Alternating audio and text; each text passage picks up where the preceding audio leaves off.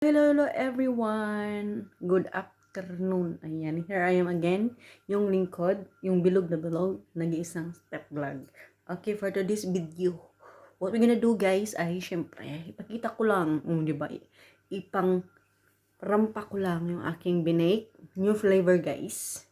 Carrot and cinnamon cake. So, the same ingredients tayo sa aking coffee cake dati guys. Pero, meron tayong inaltered, no? Syempre, carrot at cinnamon ang inad ko instead of coffee lang. Yun lang yun. Yun yung ingredients nito guys. At saka, yung instead na doon sa butter ng cake ko, pinut yung nuts natin, yung walnuts, ay pinut ko siya on top sa icing na which is made from condensed milk, cinnamon, at vanilla. Okay? Yun yung ating icing dyan. Para sa icing natin guys. At ang kaibahan lang ng cake na to guys, instead I use butter, melted butter. I have no choice at the moment, but I am forced to use vegetable oil. So, yung sinasabi ko sa live ko, na pag vegetable oil or oil ang ginamit nyo as a shortening, ito yun siya, tingnan nyo. Kita nyo ba? Napaka-fluffy, di ba? Oh, di ba? Para siyang sponge. Pag ginaganon nyo siya. Ayaw ko lang kamayin guys, no? Kasi sticky siya eh. Yung icing, yan. Diba? Pag if ever kasi butter yung gamit nyo guys, hindi siya oil. Hindi siya ganito na parang sponge. Para lang siyang fudge. Hindi siya gumagalaw ba. Ano talaga siya, parang set lang talaga siya. Pero although soft pa rin siya, pero hindi siya ganitong ka-fluffy. Ganyan. Mas nice talaga yung butter. For me lang ha. I prefer to use butter guys. So yan nga, balik tayo sa ingredients. Yung ingredients sa cake natin guys is simple lang. Flour, 2.5 cup of flour. Then 1.5 cup of sugar, brown sugar I prefer. Then yung ating shortening guys ay 1.1/4 lang siya, no? Yung ating oil or melted butter. Then 6 eggs. Then 2 teaspoon lang ng vanilla. At kung plain flour ang gamit nyo, 1:1, no? So, ang gamit ko na ng measurement ng flour ay 2.5. So, yung ating baking powder, kung plain flour ang gamit natin instead of self-raising, ay 2.5 of teaspoon, maliit na kutsara ng baking powder. Ayun, at pinch of salt, guys. At least, lagyan ko siya. No? For a change. Titikman ko lang kung tama. Hindi siya masyadong, last time, hindi naman talaga siya matamis. So, gusto ko lang may konting salt just to make sure I balance the saltiness and the sweetness guys sa ating recipe na to. So, yun siya. Kita nyo, ito ay carrot and cinnamon cake. O, diba? Bag ko. Same design, similar actually. Similar design, similar decoration. Oo, macharap talaga ito. I love it. Nice to for coffee. Cha. Ganun. Or kahit na coco drink. Masarap din to, totoo lang. Tikman ko lang. Soft talaga siya, guys. Very soft. Very soft siya pag oil yung shortening. Ang sa butter kasi fudgy niya, set siya. Soft although pa rin.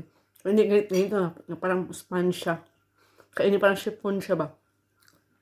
Pag gamitin nyo kasi oil, parang chiffon yung niya. Yung texture ng ating cake. Ganun. Yeah. Tinuro ko na sa inyo sa previous vlog ko guys, yung coffee cake recipe kung paano ko ginawa yung icing, di ba? Ayan. For me, sa lahat ng flavor ng cake, sa recipe na to, I prefer the coffee. Ito, second. Pareho mo siya masarap, depende kung ano yung craving nyo during that day. Ito siya, healthy siya sa mga bata, di ba? O, may carrot eh. At saka, grated carrot guys, ang gamit. Ang lagay nito, grated carrots. Yung maliit na no. Yung pag-grated, maliit yung niya. Pieces niya. Para hindi makita ng mga anak niyo yung carrots.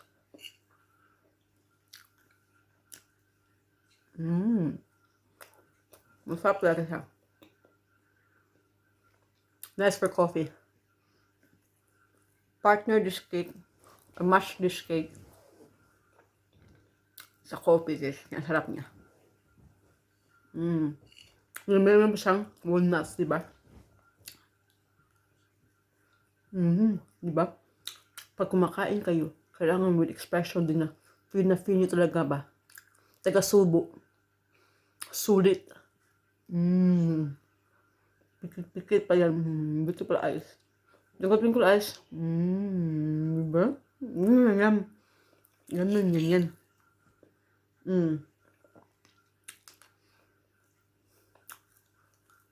The same pa rin kasi, no? Middle ring. Kung saan mo siya ipot sa oven. Then, 170 Celsius. Then, bake for 20 to 30 minutes. Simple lang magawa ng cake. No need na pumunta sa shop. Madali lang. Tingnan nyo. Ito yung spongy na sinasabi ko. Kita nyo ba? Very spongy siya, di ba? Alternative guys, pwede siya butter yung gamitin nyo. Gusto nyo spongy pa rin yung cake. Pero maraming egg ang gamitin nyo. Kasi for example, instead of 6 pieces, lagyan nyo 12 times 2 or 10. Ganon. Para ano talaga siya. Spongy yet healthy option siya guys. Alternative way to bake cake. Or to make cake, okay? Ang iba guys, yung mga icing ngayon, ang nagamit nila, instead of condensed milk, yung cream cheese. Ang ginagamit nila. Hindi na lutuin yung cream cheese eh. I-mix mo lang yun eh. I-mix mo lang yun. Anong flavor siya. I-whisk mo lang yun. Yun yung flavoring mo. Ano na. Wala. Easy to use lang siya. Dahil ito sa inyong occasion. Pagbinyag, birthday. Ano. Pang snack. Afternoon tea, di ba? Isang lahat eh. Diba? Burger.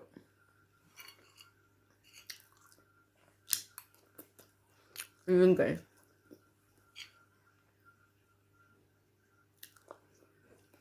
Masarap man ako sa ano talaga coffee.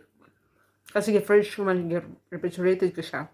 Butter kasi gamit ko na hindi siya oil. Para talaga siyang graham guys. Alam niyo yung mango float na graham? Yung mango float na graham na biscuit. Ganun yung lasa niya eh. Sa kanyang cake. Yung flavor coffee kasi para talaga. After niyo siya ma-refrigerate, ang sarap. Lalong tumatagal siya, lalong sumasarap. Ganun. It only took me 4 days actually. Yung 8-inch na baking tray na gamit ko para mag-bake ng cake. Sa size na yun, 4 days lang namin naubos yun. Diba? Ganun na yun guys. Huwag nyo na pahirapan yung sarili nyo dyan.